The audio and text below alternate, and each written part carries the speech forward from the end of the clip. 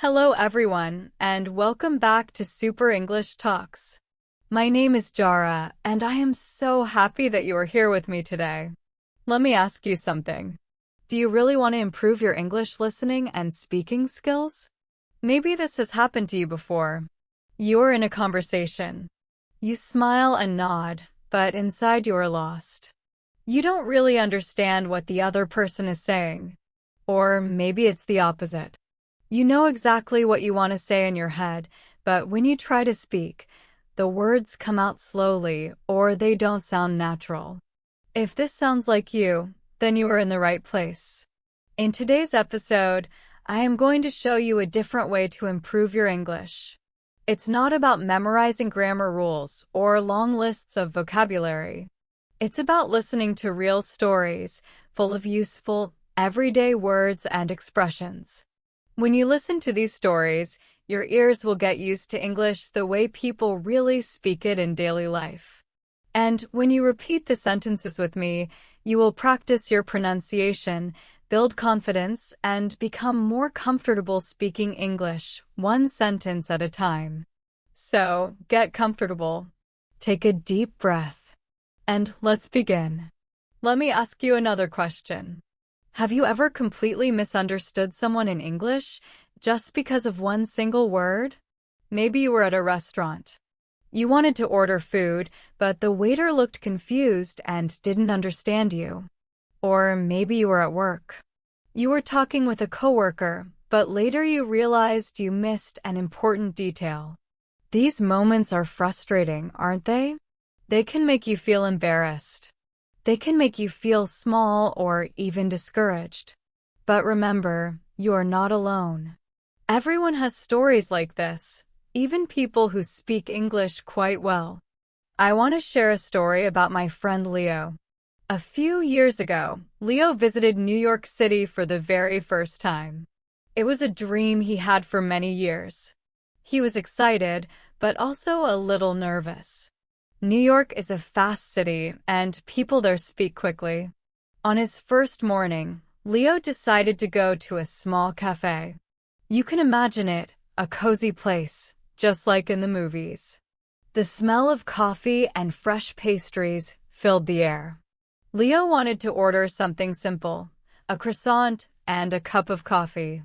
He practiced the sentence in his head. "Can I have a croissant and a coffee, please?" He felt ready. When it was his turn, he walked to the counter, smiled, and said clearly, "Can I have a croissant and a coffee, please?" But the cashier, a young woman, looked confused. She asked, "Sorry, what was that?" Leo felt his confidence drop a little. He tried again, this time slower. "A croissant and a coffee." Still, the cashier did not understand. She shook her head. Leo's heart started to beat faster. His face grew warm. He thought, maybe I should just point at the pastry behind the glass. And then something happened.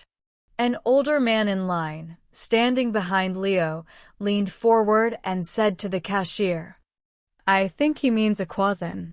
At once, the cashier's face changed. She smiled and said, "Oh, a croissant. Sure thing." She quickly gave him his order. In that moment, Leo learned something important.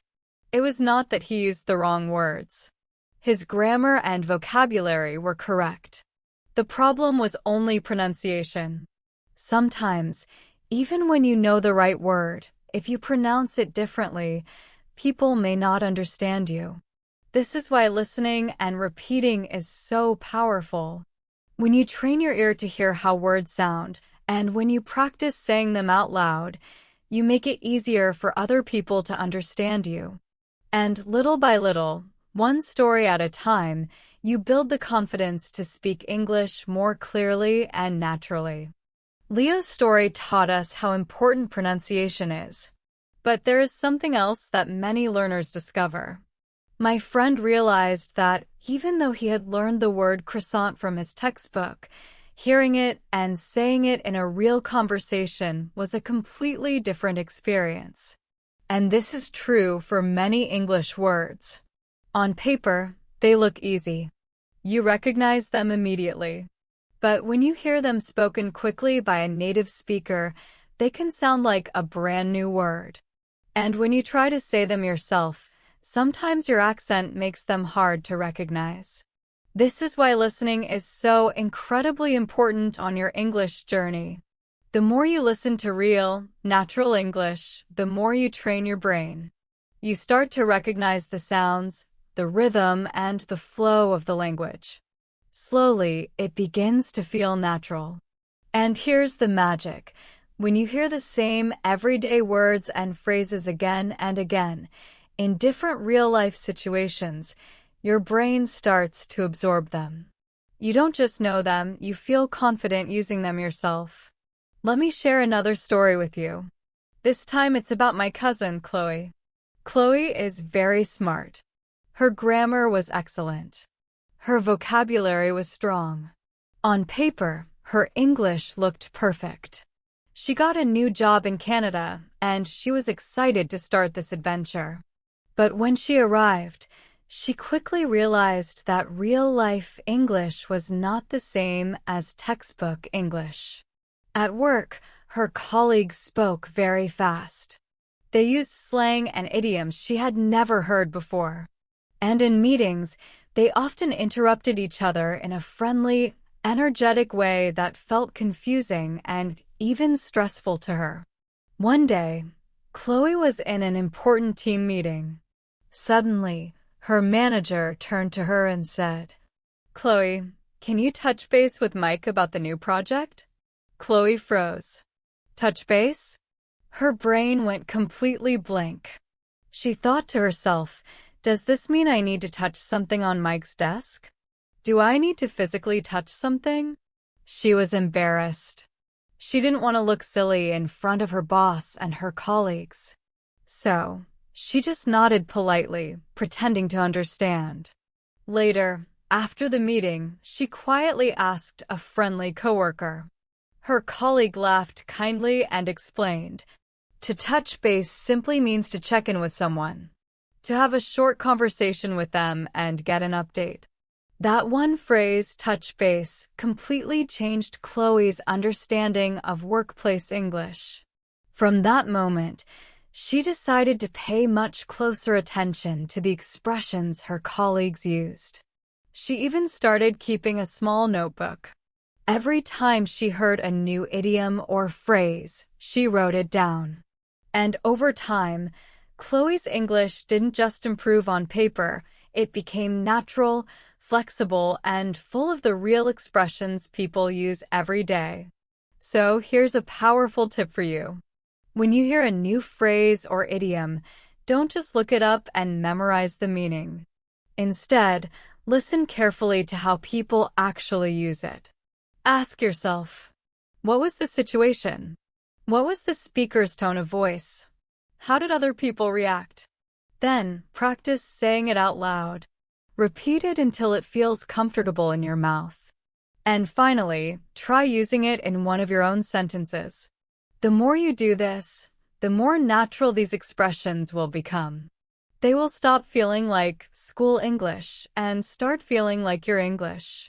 Now let's pause for a moment and think about your own experiences. Have you ever been in a situation where you didn't understand something in English?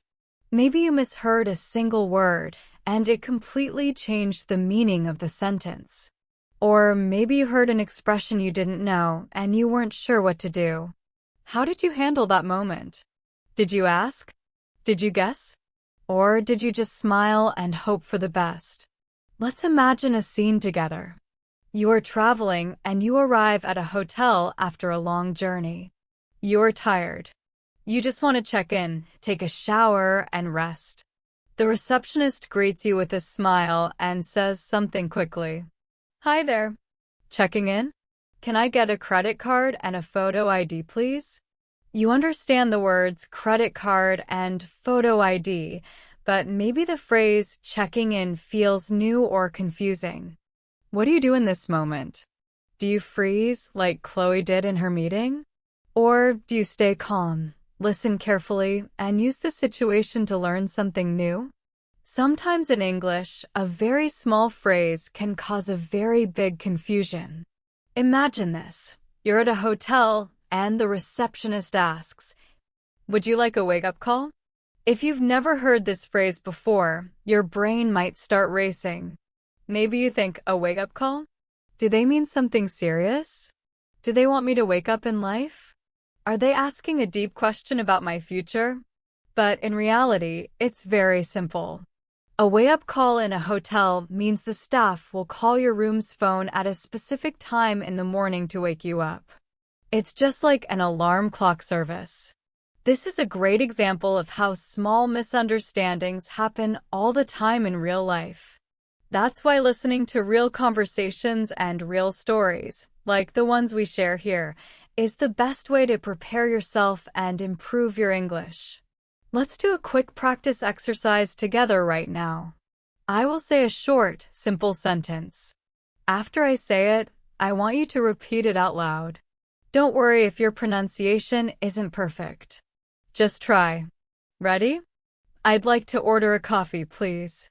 Now you. Good. Well done. Let's try another one.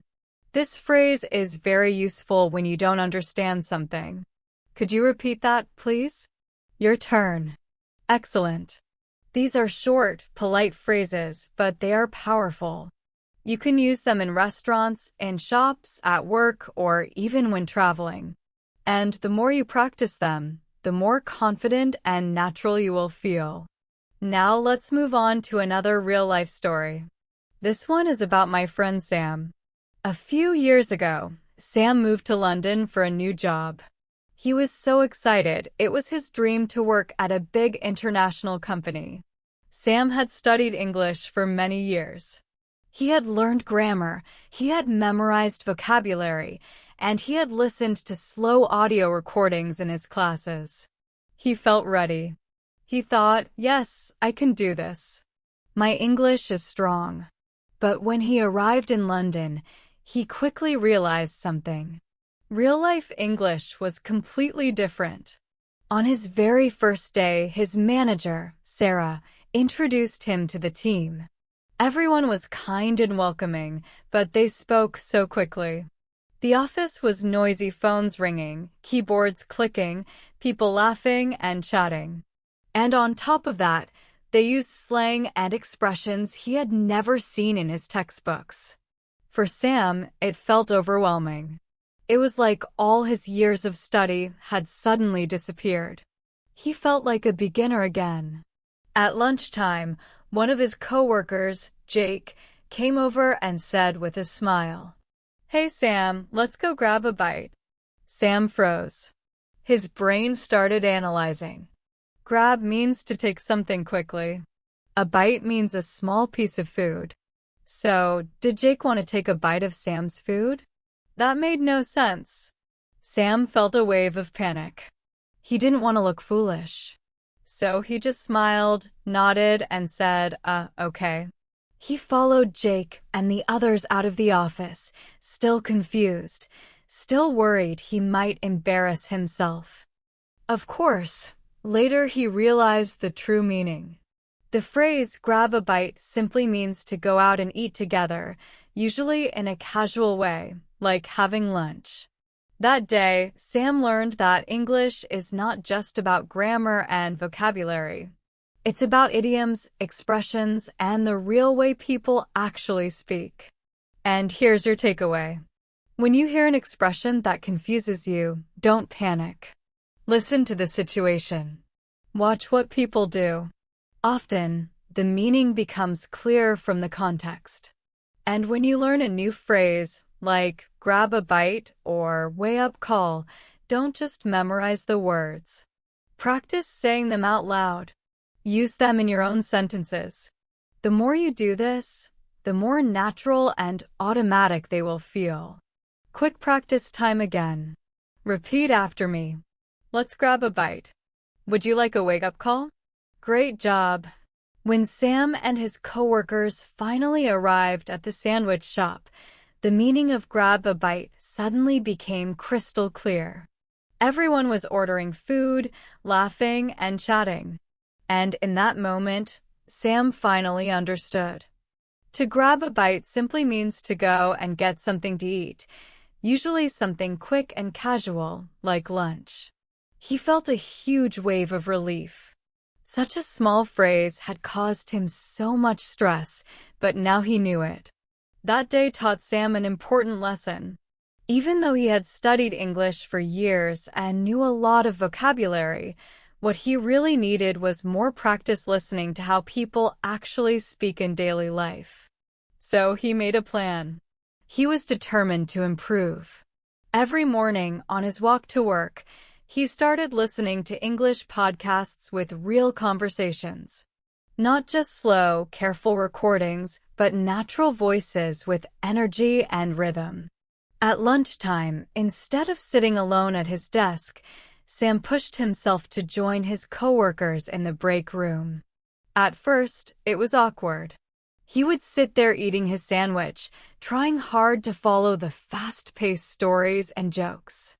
Often, he didn't understand everything.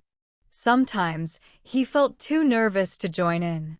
But instead of giving up, he started asking simple questions like, "Sorry, what does that mean? Could you say that again, please?" To his surprise, his coworkers were happy to explain. They didn't laugh at him or judge him. And little by little, week by week, he began to understand more. One day, during a team meeting, his manager, Sarah, ended by saying, "All right, let's wrap things up." This time, Sam didn't panic. He didn't freeze. He understood perfectly. Let's wrap things up means let's finish. He smiled quietly to himself. It was a small phrase, but understanding it felt like a big victory. A few weeks earlier, he wouldn't have had a clue. And that's the truth for every English learner. Sometimes the words themselves are simple, but the way they're used in fast, natural conversations is very different from what you see in a textbook. That's why listening practice isn't just helpful, it's essential. The more you listen to real English, the more natural it will feel. And the more natural it feels, the more confident you'll be when it's your turn to speak. Now, let's think about another real-life situation that many of us face: traveling. Imagine you are traveling to an English-speaking country for the very first time. You finally land after a long, tiring flight, and now you need to go through immigration. The immigration officer looks at you and asks, "What's the purpose of your visit?" If you've never heard this phrase before, you might panic. Purpose? What do they mean by that? Are they asking about my job? My whole life story? Do I need to give them a long explanation? But if you've practiced listening to common travel conversations in a podcast or in a video, you'll know the correct answer is short and simple. I'm here for tourism. I'm visiting family. I'm here for business. That's it. No big speech required. Let me share a story about my cousin Maya. A few months ago, she traveled to Australia. Maya felt confident in her English.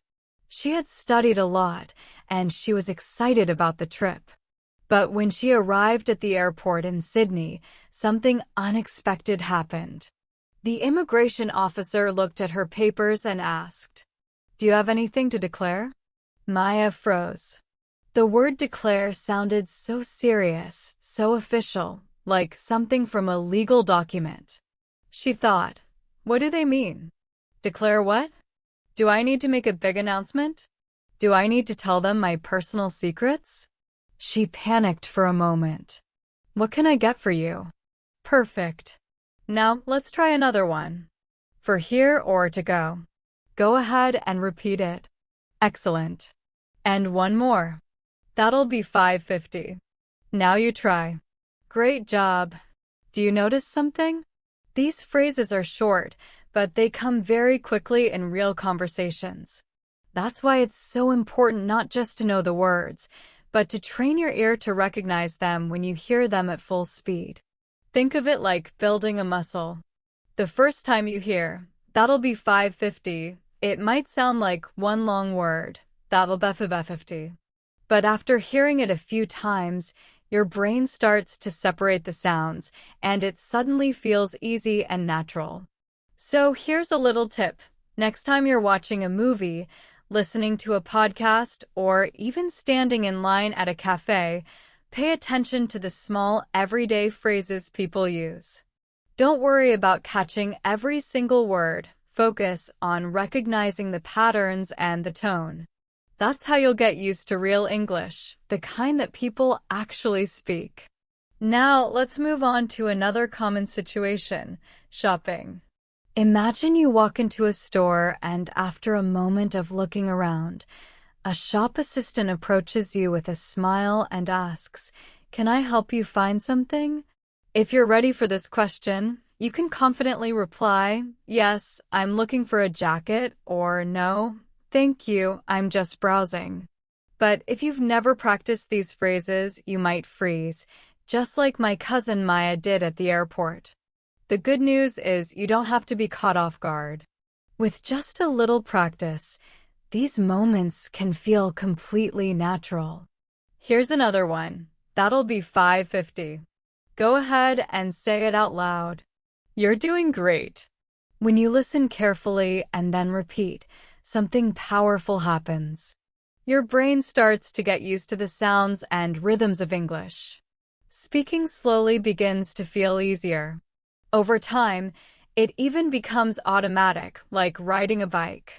Now, let's move on to another very important skill. This is something that can make a big difference in your daily life: small talk. Small talk means short, casual, friendly conversations.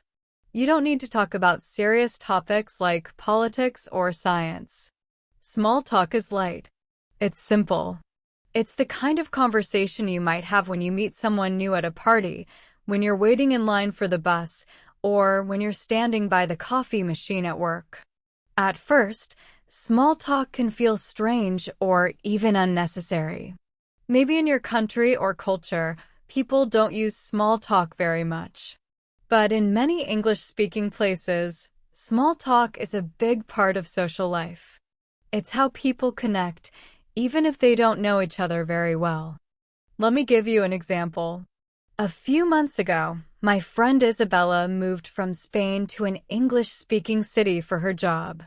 Isabella had studied English for many years. She knew a lot of grammar and vocabulary, and she could read and write very well. But she was nervous about speaking, especially with strangers. She wasn't sure how to start a conversation or what was safe to say.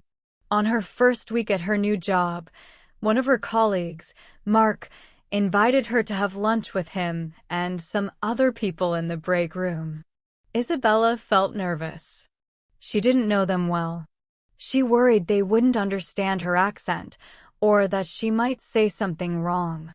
When they all sat down to eat, Mark smiled at her and asked a very common small talk question. "So, how was your weekend?" Isabella froze for a moment. In Spain, people sometimes talk about their weekend, but usually only with friends or family. It felt a little personal. She wasn't sure if she should share a lot of details or just give a very short answer.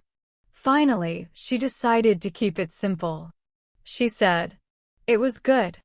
I went to the park with my family." That seemed safe. But then Mark smiled again and asked, "That sounds nice. What did you do at the park?"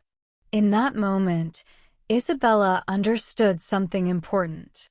Mark wasn't interrogating her. He wasn't testing her English. He was just trying to be friendly. Small talk wasn't about deep, serious topics. It was just about sharing little pieces of life and connecting with another person. Over the next few days, Isabella became more comfortable. She started asking her coworkers easy questions like, "Do you like the weather here?" Or, "What do you usually do in your free time?" And she was surprised. The conversations were simple, but they flowed naturally. The more she tried, the easier it became. Isabella learned a very important lesson. Small talk is not about filling silence. It's about building connections. And the more you practice, the more natural it feels. Another useful thing she noticed, people often use short, friendly phrases instead of long, textbook-style questions. For example, instead of asking, "What did you do over the weekend?"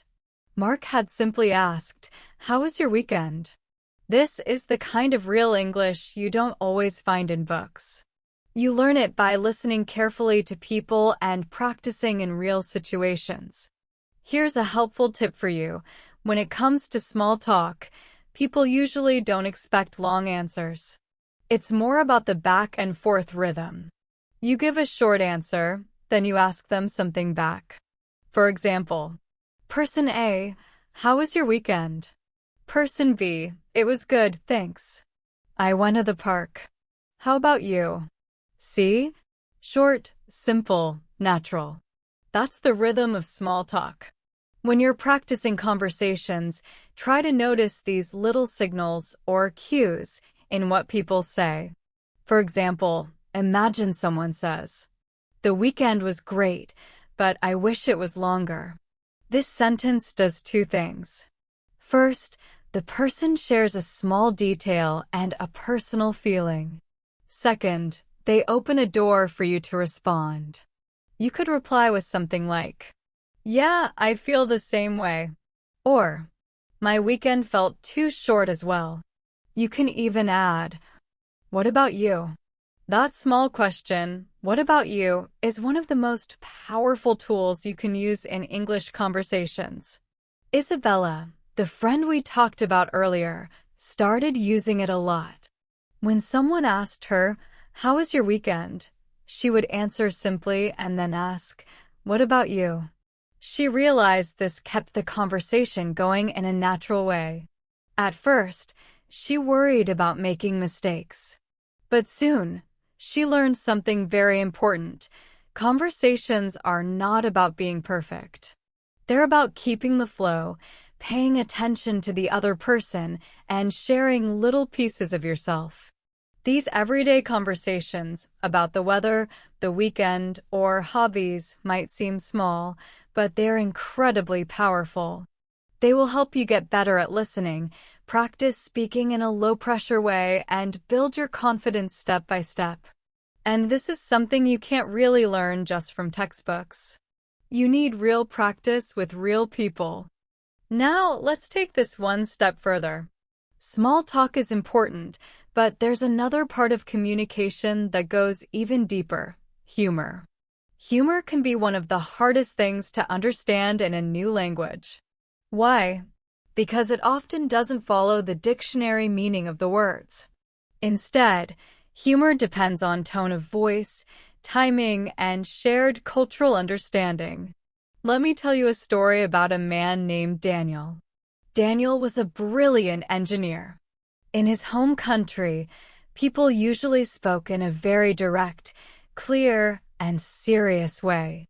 If someone said something, they usually meant it exactly as it sounded. Daniel was also excellent at English grammar. He had a very large vocabulary. Professionally, he was very successful. But socially, in everyday life, he felt lost. When he moved to the United Kingdom for work, he discovered something confusing. During meetings or lunch breaks, his colleagues would often say things that made everyone laugh. But Daniel didn't laugh. He wasn't trying to be rude, he simply didn't understand what was funny. He could hear and understand every single word, but the meaning seemed to slip away. One afternoon, his team was working very hard to meet a difficult deadline. Everyone was a little stressed.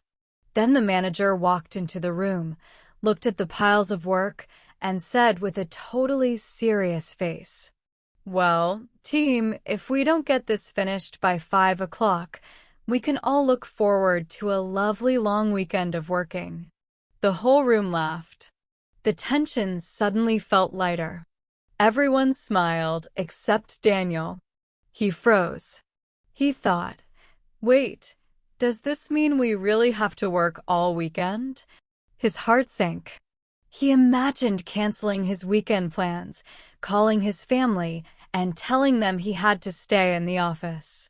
The thought stressed him out for the rest of the day. Later that afternoon, he saw his colleague Emily by the coffee machine. Still worried, Daniel decided to ask her. He said nervously, "Emily, I am very worried about working this weekend. I did not know this was possible." Emily looked surprised for a moment. Then she realized what had happened. Her face softened into a smile. She gently explained to him that the manager wasn't serious. He was making a joke to lighten the mood. Of course, they weren't really going to work all weekend. It was just a humorous way of saying, "We have a lot to do, but let's not stress too much." That was the moment Daniel understood. Humor in English often doesn't mean what the words literally say. It's about the feeling behind the words. "Oh, Daniel," Emily said with a gentle smile. He was joking. That was just his dry sense of humor. He meant the opposite of what he said.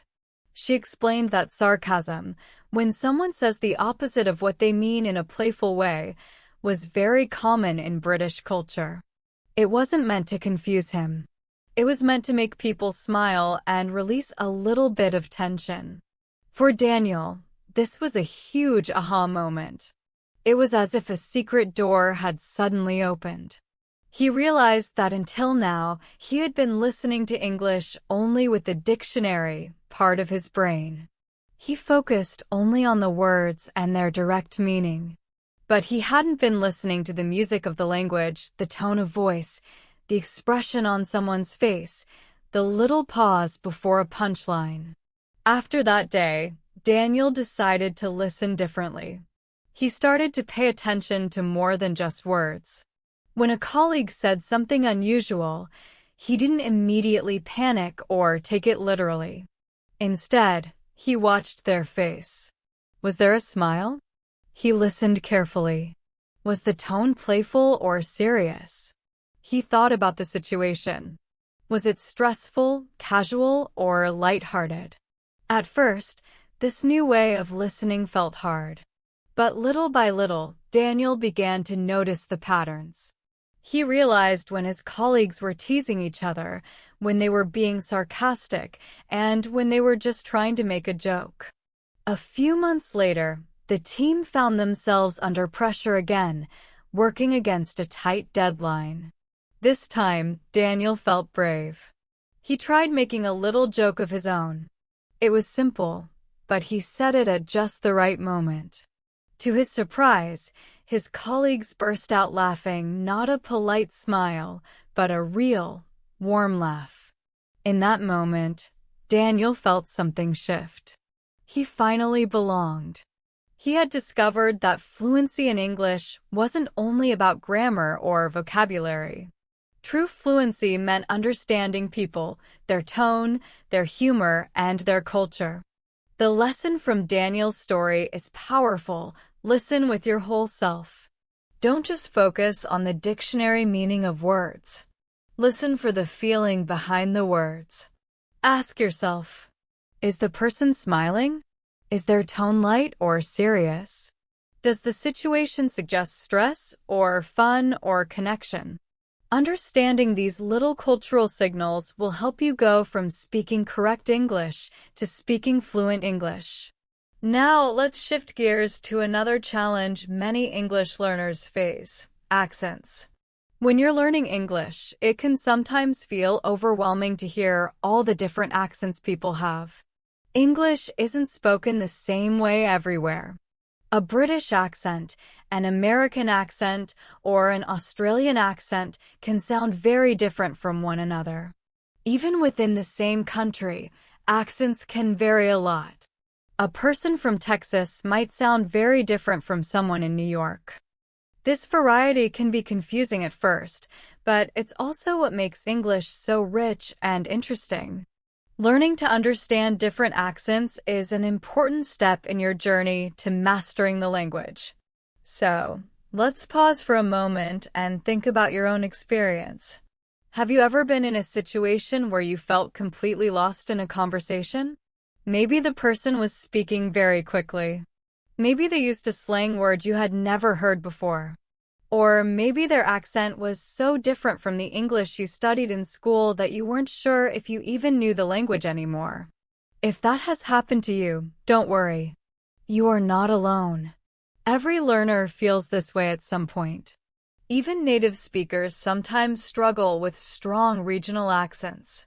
It's a completely normal part of the process. The most important thing is this: don't give up. Keep listening. Keep practicing. And keep exposing yourself to real conversations. The more you do, the easier it becomes to understand not just the words, but the many beautiful ways people around the world use English. The receptionist asked me to wait for a moment while they checked the system. After a couple of minutes, they said, "It looks like there's a technical problem on our side. We'll send someone up to your room right away to fix it." I thanked them, and within 15 minutes, a technician came and solved the issue. This small interaction taught me an important lesson. When you have a problem, you don't need complicated language. You just need to be polite and clear. Simple sentences like, "Excuse me, the air conditioner isn't working," or "Sorry, there seems to be a mistake with my bill," are often enough. Notice that I didn't just say, "Wi-Fi no work." I added, "Excuse me, and could you help me?" These polite phrases make a big difference in English communication. If you want to practice this skill, here's a little exercise. Imagine you are at a restaurant and your food is cold. How would you politely tell the waiter? Or imagine you ordered something online and it arrived damaged. How would you explain the problem in an email to customer service? Practicing these short dialogues will prepare you for real-life situations. And remember, you don't need perfect grammar. What matters most is being clear, polite, and confident. If you have, you're not alone. It's one of the most common challenges for English learners. Directions are often given in a very quick and casual way. People might shorten words or use local expressions. For example, instead of saying, "Go straight ahead for 2 blocks and then turn left at the traffic lights," a New Yorker might simply say, "Just keep going straight, hang a left at the lights." That phrase, "hang a left," might confuse you if you've only learned textbook English. But in real life, it simply means turn left. Expressions like this are part of what makes English sound natural. Here are a few other common ones you might hear. "It's just around the corner, very close by." "Go past the park, walk or drive beyond the park." "It's a couple of blocks down, about 2 short city streets away." To practice, imagine you're asking someone, "Excuse me, how do I get to the train station?" Then try answering yourself in different ways. "Go straight for 3 blocks, then turn right." "It's just around the corner, you can't miss it." "Head down the street, past the supermarket, and it'll be on your left." The more you practice these short exchanges out loud, the easier it will be when you're really in that situation. Let's talk about small talk. Small talk is a very simple kind of conversation that people have every day. It is friendly, short, and polite. It helps you connect with other people, whether at work, at school, or when you meet new friends.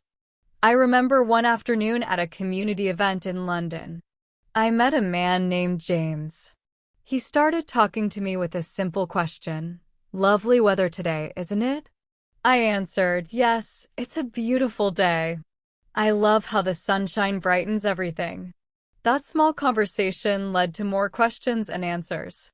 We talked about our favorite outdoor activities, local parks, and what we like to do on weekends. It was easy and natural, and it helped us connect. Think about your own life. What simple topics can you talk about when meeting someone for the first time? You can ask, "How are you today? What have you been up to lately? Do you like this area?" Practice asking and answering these questions. The more you practice, the easier it will feel. Over time, small talk will start to feel natural, like second nature. Now let's think about small talk in a professional or work setting. Imagine you are in a meeting with people from different countries. Your manager might say something like, "Let's circle back to that point later." At first, you might be confused. What does circle back mean? In this context, it simply means, "We will return to this topic later in the meeting." When you hear phrases like this in a professional setting, it is okay to write them down and check later. You can ask politely, "Could you explain that again?" Or, "I didn't understand. Could you say it in another way?" You can also practice repeating these phrases aloud. "Let's circle back later. I need a moment to check on that. Could you clarify, please?" Repeating them will help your brain remember the phrases and make it easier to use them in real meetings. Phone conversations are another challenge. When talking on the phone, you cannot see the other person. You have to listen very carefully to their words and tone. I remember a time when I called customer service to fix my internet. The representative, John, said clearly, "Can you please describe the problem you are experiencing?" I replied, "My connection keeps dropping, and it is very frustrating." John then said, "I understand. Let me run a test on your line." He spoke calmly and clearly.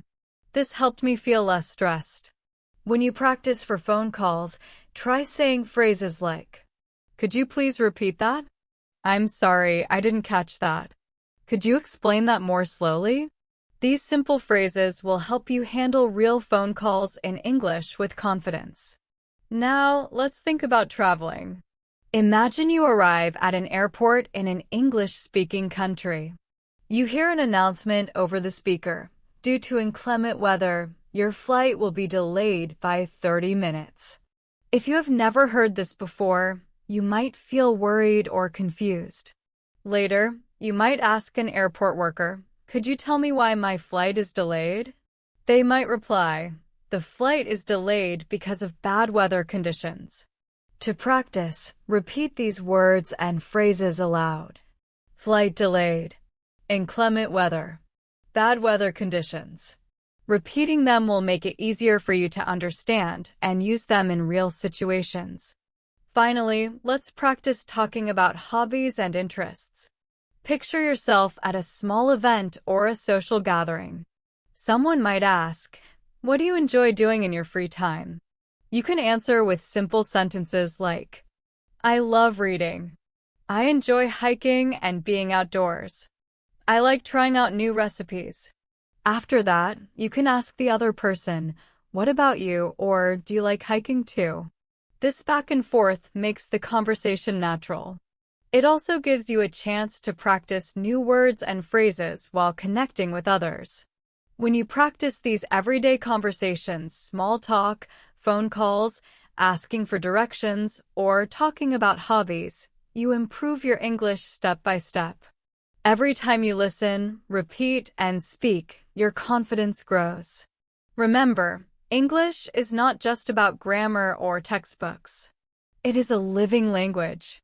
You experience it through real conversations, stories, and small, everyday moments.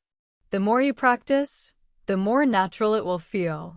Every conversation is a chance to improve your English. Small talk, casual chats, and everyday interactions help you learn new words, expressions, and phrases. They also help you feel more confident when speaking. Let's think about hobbies and personal interests. Talking about your favorite hobby is a great way to practice descriptive adjectives and expand your vocabulary. For example, if you like painting, you could say, "I love painting because it is relaxing and creative. I enjoy painting colorful landscapes in my free time."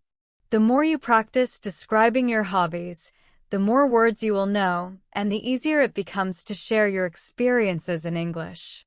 Let's do a quick exercise together. Repeat these sentences out loud. How are you today? What have you been up to lately? The weather is really nice, isn't it? I'd love to hear more about that. Take your time and say each sentence slowly at first. Then try repeating them naturally, like you would in a real conversation. Repetition helps you build muscle memory, making speaking feel easier and more automatic. Now let's switch to professional conversations, like meetings or presentations. These situations often need clear and concise English. Imagine a meeting where the team leader says, "We need to finalize the project timeline by Friday." Then a colleague, Sarah, asks, "Can everyone please confirm their availability for a meeting on Thursday?" You might respond, "I'm available on Thursday, and I'll send a calendar invite shortly." Notice how each person speaks clearly and politely. Practicing these kinds of exchanges will help you handle real professional situations with confidence. Another example is during a business conference call. The host might say, "Let's wrap up the discussion and summarize our key points." You can repeat these words in your head: wrap up, summarize, key points. These phrases are common in meetings. Practicing them aloud will help you remember them and use them naturally in your own conversations. Now let's think about situations with service providers. Sometimes things go wrong, and you need to explain the problem clearly. Imagine you check into a hotel and the Wi-Fi does not work. You call the front desk and say, "Excuse me, the Wi-Fi in my room isn't working. Could you please help me?" The receptionist replies, "I'm sorry for the inconvenience. Let me check on that for you." This is simple, polite English. Practice these phrases so that if you are in a similar situation, you can speak clearly and confidently. You can even record yourself to see how you sound and improve your pronunciation. Finally, let's talk about slang and idioms you hear in real life. For example, imagine you are in a local market in Australia and a vendor shouts, "This is a ripper deal." At first, you might not understand what ripper means. Later, you learn that it is Australian slang for excellent or fantastic. Real-life conversations like this teach you vocabulary and expressions that textbooks often do not cover. Think about the slang or idioms you have recently heard. Write them down, practice saying them, and try using them in your own sentences. By practicing all these situations, small talk, meetings, service problems, and slang, you will improve your listening, speaking, and confidence in English. Every conversation is a learning opportunity. The more you listen and speak, the more natural English will feel. Over time, these phrases and expressions will become a natural part of your speech. The more you practice, the more they will come to you automatically. Let's imagine a common social situation, a family dinner or gathering with friends. Everyone is sharing stories about their day. One person asks, "What was the best part of your day?" You could answer, "I had a wonderful conversation with a new friend at the cafe." This is a warm, friendly, and natural exchange. Notice how simple words like wonderful, so enjoyable, and delightful make your sentences sound natural and positive. Practicing these phrases in relaxed, everyday situations will help you speak confidently and naturally. Now let's think about digital communication, which is a big part of modern English practice. The way we speak or write changes depending on the medium. For example, in a formal email at work, you might write, "Dear Mr. Smith, I hope this email finds you well. Sincerely, Jara." But when texting a friend, you could simply write, "Hey, are we still on for dinner tonight?" See how the language changes depending on who you're talking to and the situation? Practice both formal and informal writing. This helps you become flexible and confident in using English in different settings. Next, let's look at cultural conversations. Imagine you are visiting an art exhibition. A curator explains a painting. This artwork reflects the artist's inner turmoil during a time of great change. You might ask, "What inspired this style?" The curator replies, The use of bold colors and dynamic brush strokes represents the conflict between tradition and modernity. This type of conversation helps you learn artistic vocabulary and teaches you how to express abstract ideas.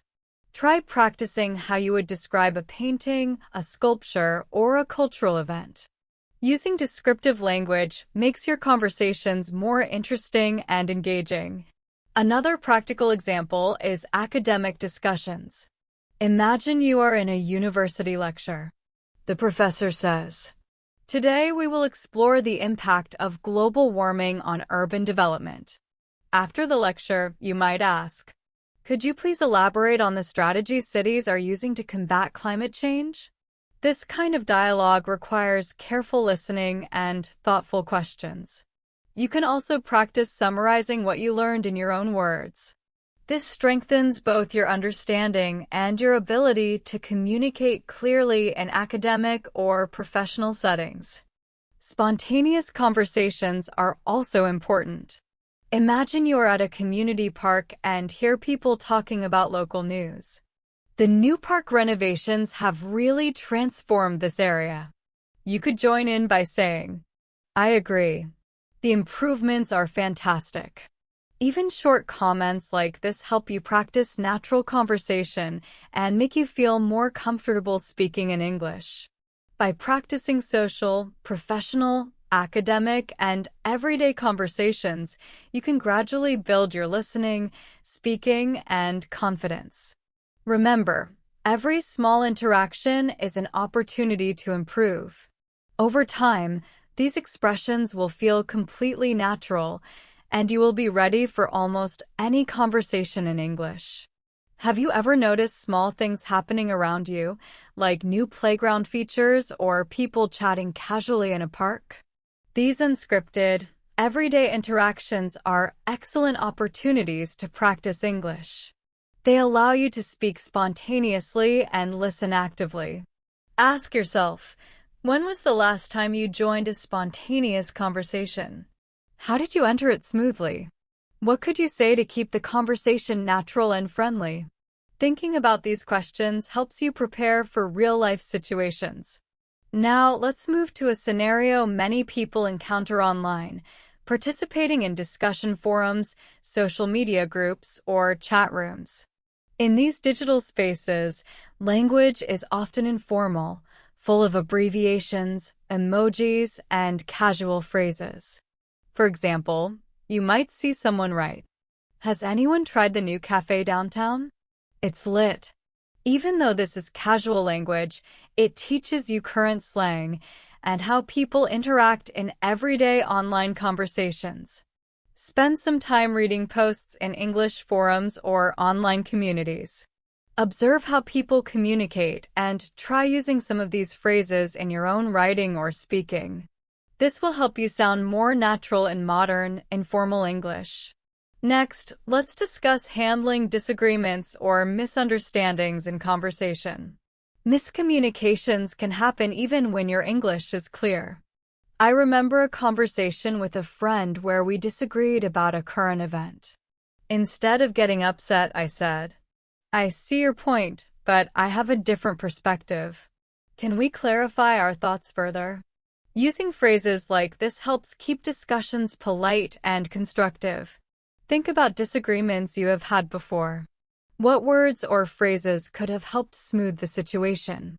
You can practice these in role-playing exercises with a friend or by recording yourself.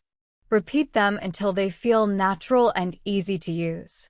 Another powerful way to practice English is storytelling. Telling your own story improves your speaking skills and makes your conversations more interesting.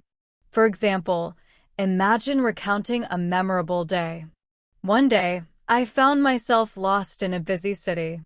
That experience taught me the value of patience and resourcefulness." When you tell a story, include vivid details. Describe the sounds, the sights, and your feelings. Storytelling helps you organize your thoughts, use descriptive vocabulary, and speak more fluently. Think about a recent experience and try narrating it in English. The more you practice, the more confident you will become. Interactive exercises are very useful for learning natural English. Let's try some together. Repeat each sentence aloud several times, focusing on rhythm and natural emphasis. I appreciate your help. Could you please repeat that? I'm sorry, I didn't catch that. That sounds interesting. I would love to join you. Repeating these sentences helps your brain and mouth get used to common conversational phrases. It builds what we call muscle memory for speaking English naturally. Now, imagine a fun, lively situation. You're at a live music concert. The announcer's voice fills the venue. Ladies and gentlemen, get ready for an unforgettable performance by tonight's headliner.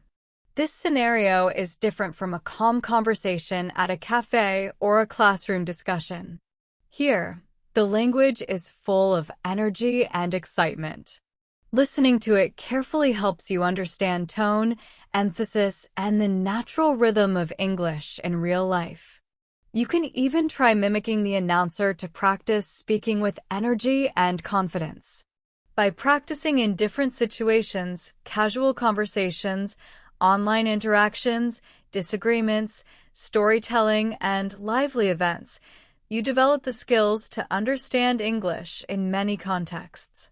The key is to listen carefully, speak regularly, and repeat until it feels natural. Every small exercise helps you feel more confident and prepared for real-life communication. When you hear energetic announcements or lively expressions, it's important to match the speaker's energy. Imagine being at a live concert. The announcer says, "Ladies and gentlemen, get ready for an unforgettable performance by tonight's headliner." What would you say to complement the performance?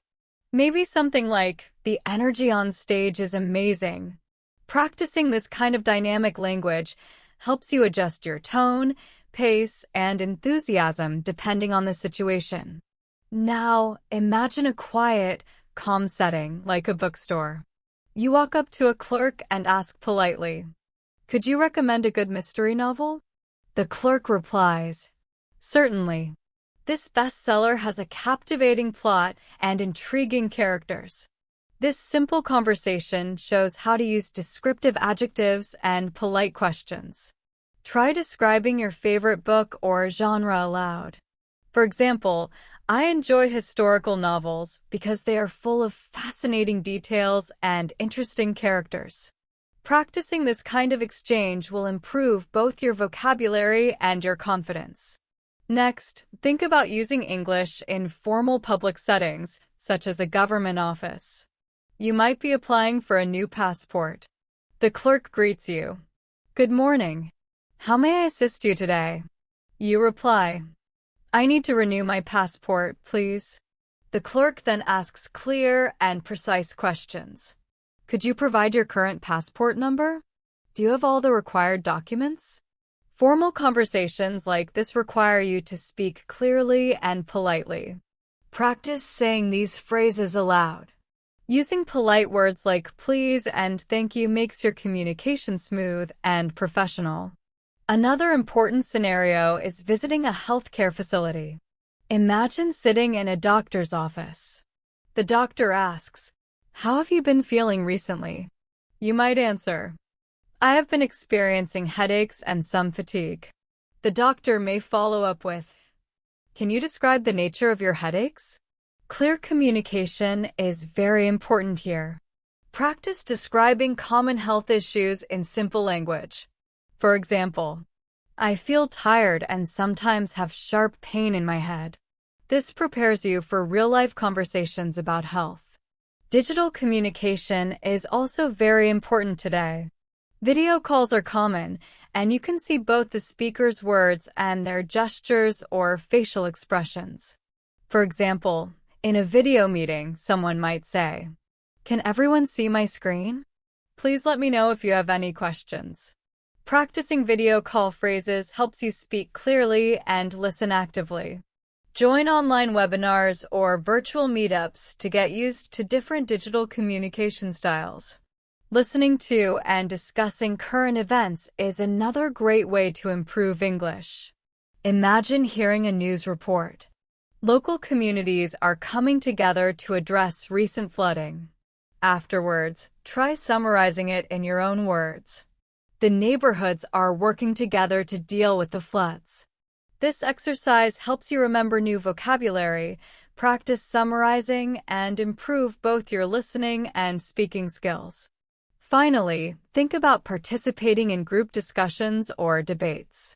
Imagine you are at a community forum and someone says, "I believe social media has changed how we communicate, but it also brings challenges like privacy concerns." You can practice responding politely. "I agree. Social media is useful, but we need to be careful about privacy."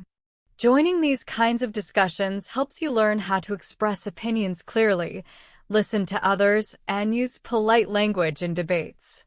By practicing in different situations, energetic announcements, quiet bookstores, formal offices, doctor visits, video calls, news summaries, and group discussions, you build a full set of English skills.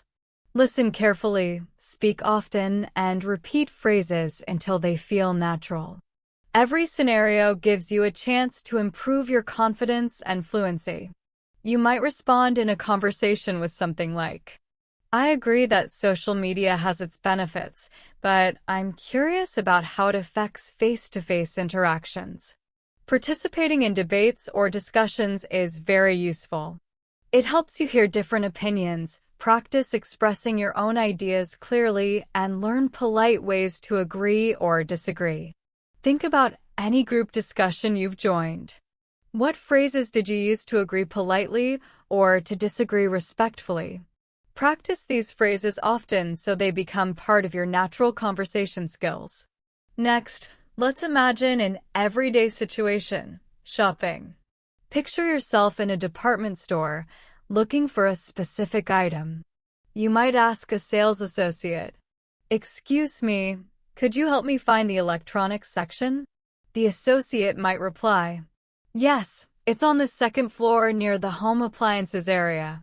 This short conversation is very useful because it shows you how to ask politely, understand directions, and use simple, clear language. You can also practice adding extra questions if you need more information. "Could you please show me where that is?" Repeating these phrases aloud will make you more comfortable when shopping in real life. Now, let's consider unexpected situations. Imagine you are out with friends and the weather suddenly changes. Someone says, "It looks like we're in for a downpour. Let's find shelter." You could respond, "I'll grab my umbrella." Or ask, "Does anyone know where we can take cover?" Spontaneous conversations like this require you to think quickly and respond calmly. Practice these kinds of scenarios with a friend so that in real situations, you feel confident and prepared. Another fun scenario is a friendly discussion about food or hobbies. Imagine you are at a dinner party and someone says, "Italian food is the best because of its rich flavors and variety." You could reply, "I love Italian food too, but I also enjoy the spicy kick of Thai cuisine." This type of conversation helps you practice comparing ideas, sharing preferences, and using descriptive words. Notice the adjectives used: rich, variety, spicy, fond. These words make your speech more interesting and natural. Think about the adjectives you often use when talking about food, hobbies, or other interests. Practice making sentences with these descriptive words. For example, "I really enjoy hiking because it's relaxing and refreshing. My favorite dessert is chocolate cake because it's sweet and creamy." Using descriptive words helps you express yourself more clearly and makes your conversations more engaging. By practicing these everyday situations, debates, shopping, unexpected events, and casual discussions, you build confidence in speaking and listening. Repeating phrases aloud, Imagining yourself in real situations and using descriptive words will make English feel natural and easier to use in daily life. Now, let's talk about something very important: nonverbal communication and body language. Even though we focus on listening and speaking, how you use your body and voice can make a big difference. Imagine a friend telling you an exciting story over the phone. You cannot see them, but you can hear their excitement in their tone of voice. You notice their laughter, the pause before the punchline, and the way their voice goes higher or lower depending on the moment. These small changes show their emotions and make the story more interesting. When you practice speaking on your own, try to add these elements. Smile as you speak, it changes your tone. Pause at the right moments. Change your pitch to match the feeling of what you're saying. Even without someone seeing you, these little details make your speech more natural and engaging. By now, you've learned many scenarios that build on each other. Ordering food at a cafe, asking for directions in a busy city, making small talk with friends or colleagues, handling problems or complaints, participating in meetings, debates, and cultural events, shopping and giving opinions on hobbies or interests. Each of these situations is a chance to practice listening and speaking in real life. Every interaction teaches you new words, phrases, and ways to express yourself. Now, picture your future self. You confidently order food at a busy cafe without hesitation. You ask for directions and understand the reply immediately. You participate in meetings, debates, or discussions with ease. You even handle unexpected situations calmly. This is possible if you immerse yourself in real-life English, practice key phrases regularly, and learn from every conversation. The more you expose yourself to natural English, the faster your responses will become automatic. Remember, every conversation counts. Even small conversations are steps forward. Don't worry about making mistakes. They are part of learning and improving. If you enjoyed today's lesson and want to continue improving your English, make sure to subscribe to our channel, Best English Podcast, and hit the notification bell. That way, you'll know immediately when a new episode is released, giving you more chances to practice. Thank you for listening. I look forward to joining you again next time. Until then, keep practicing, keep listening, and keep speaking. Every step you take brings you closer to fluency.